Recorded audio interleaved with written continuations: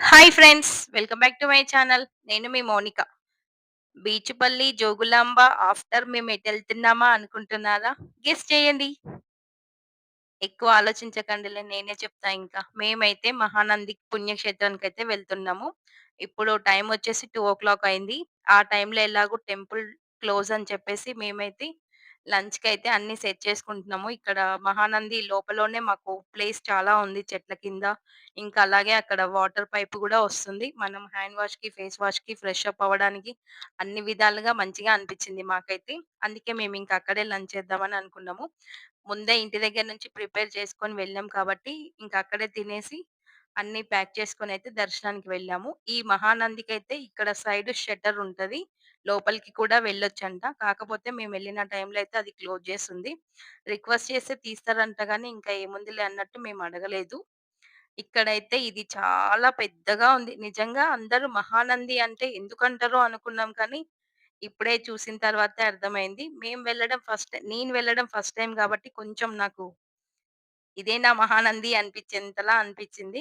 కానీ చాలా బావుంది. దానిపైన చిన్న పావురం, చిట్టి పుట్టుమచ్చలా ఉంది అదైతే.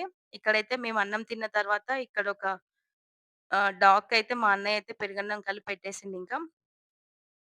శివయ్యకి కుక్కలంటే చాలా ఇష్టము. ఇంకా మాకు ఫస్ట్ దర్శనమైందననే అనుకోవచ్చు కాలభైరవుడు. ఇక్కడైతే అంతా అయిపోయిన తర్వాత మేమన్నీ ప్యాక్ చేసుకొని ఇంకా దర్శనానికైతే వెళ్తున్నాము. దీనికి ఎంట్రీ ఫీజ్ ఉంటది. అది మర్చిపోకండి ఫ్రెండ్స్. ఇదంతా అయిపోయిన తర్వాత మేమైతే దర్శనానికొచ్చేసాము. ఈ యొక్క గుడి యొక్క విశిష్టత ఏంటంటే నీళ్ళు ఎంత శుభ్రంగా ఉన్నాయంటే, ఒకవైపు చాలా మంది పబ్లిక్ అయితే స్నానం జేస్తున్నారు.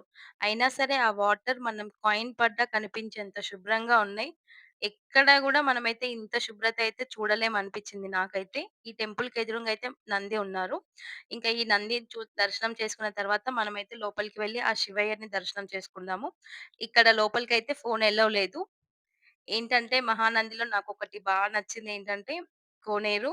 ఇంకా అలాగే అక్కడ లోపల వినాయకుడు అంటే తెల్ల జిల్లేడు ఏరు నుంచి కొన్ని సంవత్సరాలయిన తర్వాత ఆ వేరులోనే వినాయకుడి రూపం వస్తుందని చాలామంది అంటుంటే నేను విన్నాను కానీ, మహానంది పుణ్యక్షేత్రంలో లోపలైతే నేను చూసాను. నాకు ఫస్ట్ ఆ గణపయ్య దర్శనం జరిగిందనే చెప్పొచ్చు. ఇంకా ఈ టెంపుల్‌లో ఇంకొక విశిష్టత ఏందంటే, మనం ఎక్కడ గూడా తడబడకుండా లైన్ వైస్‌గా వెళ్ళామంటే అక్కడ లోపలున్న అన్నీ మనం కవర్ చేయొచ్చు. వేరే టెంపుల్‌లో అయితే అటు ఇటు ఇది ఫస్ట్, అది ఫస్ట్ అన్నట్టుంటుంది. కానీ ఇది ఎంట్రీ, ఎగ్జిట్ 2 నాకు క్లారిటీగా మంచిగా అనిపిచ్చింది. ఇంకా మేము నైట్ స్టే చేద్దాం అనుకున్నాం. వేరే టెంపుల్ మిస్ అయ్యిద్దని వెళ్ళిపోయాము. Thank you. Thanks for watching. For more videos